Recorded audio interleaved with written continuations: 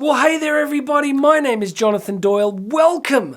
Genuine welcome. You can hear it in my voice. You can see it in my body posture. I want to reach through the lens and give you a big high five and say, welcome to the Catholic Teacher Daily Message. This daily message exists for one purpose: to encourage, inspire, and motivate. Is that three? Is that three purposes? Catholic teachers just like you, who are doing an incredible job, a beautiful, precious, necessary, culture-changing, epoch-making, cosmic reality-shaking job every single day. Please make sure you're subscribed. Hit that subscribe button. Go into the description. There's a link there to a free 10-week access to the Going Deeper program. I want to give you that deep formation for Catholic teachers. 10 weeks free access. Go grab it. And if you like what you're hearing today, there's a link where you can book me to come and speak live, in person, in the flesh. You get all of it, right? Imagine that. Remember once when I turned up somewhere and they said, "Well, we thought you were taller." I said, "I'm sorry, do you want me to leave?" Do you want me to wear, I could do like the French president, Nicolas Sarkozy, and start wearing 6-inch heels. All right, I digress. How'd I get there? I love this next quote. It's awesome. It's awesome because it's from an absolute boss lady of the church.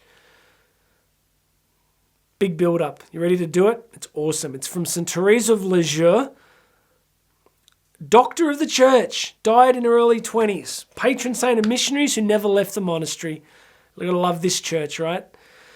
She's a boss lady. She is a spiritual boss. Like, she's just like, when she turned up on the scene and started I just reckon demons were like, oh no.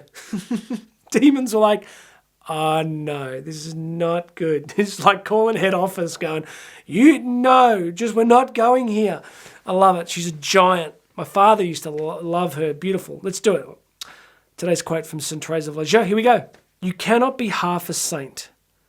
You must be a whole saint or no saint at all. I love this quote because if I said this, people would say it's Neo-Pelagianism. You're doing some kind of special forces triumphalism where, we're not good enough in our weaknesses. We've got to be perfect. No, I'm quoting her because she's giant and she's just adorable and just so small and little and simple, but yet just this monster of a faith. She's telling us that she's just saying what Jesus said. You put your hand to the plow, you don't look back. If you're going to ask the Lord to be the Lord of your life, then mean it. You can't be half a saint. You can't dabble in and out. I'll give you a cool story. When I was coming back to my faith, had a big conversion. I was in my early 20s. And I was being pastored by this awesome priest, Father Ken Barker, who is the founder of an incredible order of priests here in Australia called the Missionaries of God's Love.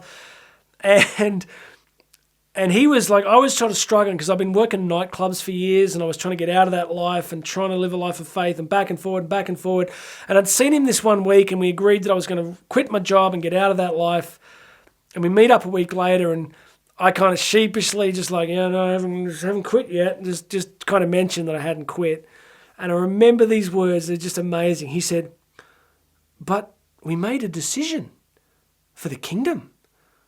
It's cutthroat in the kingdom. I was just like, it's cutthroat in the kingdom. I loved it. It was just like, the kingdom's a thing and you can be in it or out of it. Like, it's up to you what you want to do. Like, God is the ultimate respecter of free will. But if you're going to start, then you got to keep walking. And Therese of Lisieux is telling us that why not be a saint? Why not give it 100% in all your frailty? So where I'm at now is like, the further you go in the spiritual life, you get really confronted with your sin. You get confronted with your brokenness. I used to hate hearing about it. Early in my conversion, I'd go to men's conferences and you'd have these really awesome men talking about their limitations and brokenness. And I'd be like, harden up. I'd be like, seriously, what's wrong with you people? Yeah, we can do this. We'll just beat sin. Sin. And it's only now at this age that I realise the subtlety of our hearts and the challenges that we face and the limitations we have and the need for complete dependence on the grace of God. But I want to keep walking. Therese of Lisieux she didn't want to be half a saint. She didn't want to play with God. She didn't want to be unfaithful.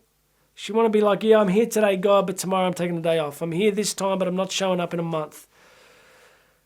So I want to tell you, if no one's ever told you this, the destiny of your life is to become a saint, to become holy and happy and healed and whole, and to be a radical, outrageous, massive blessing to the planet in big flamboyant ways or in tiny hidden ways. Doesn't matter. No difference.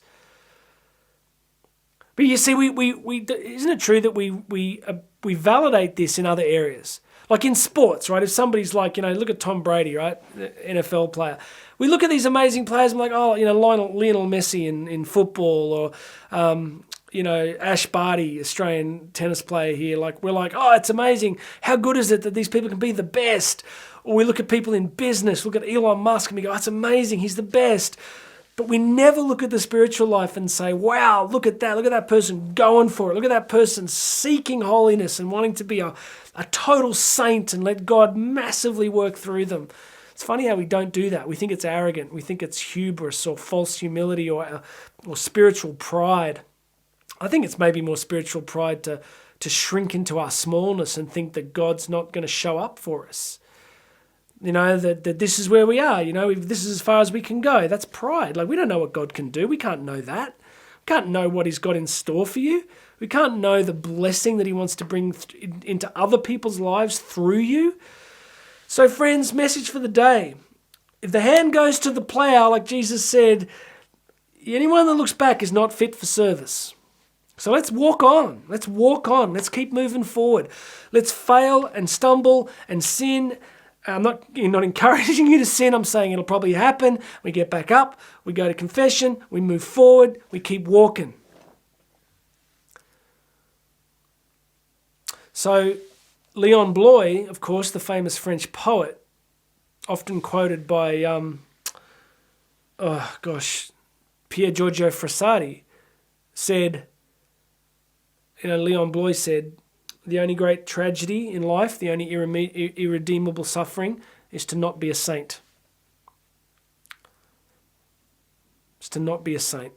Why do you want to be a saint? Because, on stage I go into great detail about what this means, but, the most simplest level is that all the stuff that isn't the real you falls away, and all of what God has for you and who he created you to be flows through. That's what a saint is.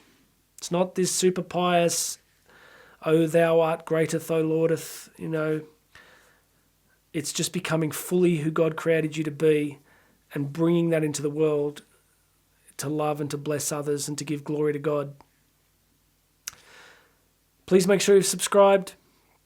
Go check out the links in the description if you want to book me to speak or grab free 10-week access to the Going Deeper program. But for now, your homework is to no longer be half a saint, my friend. Your homework is to press on in dependence to divine providence and ask our loving Father to make you not just half a saint, but a whole saint. My name's Jonathan Doyle. This has been the Daily Message, and I will have another message for you tomorrow.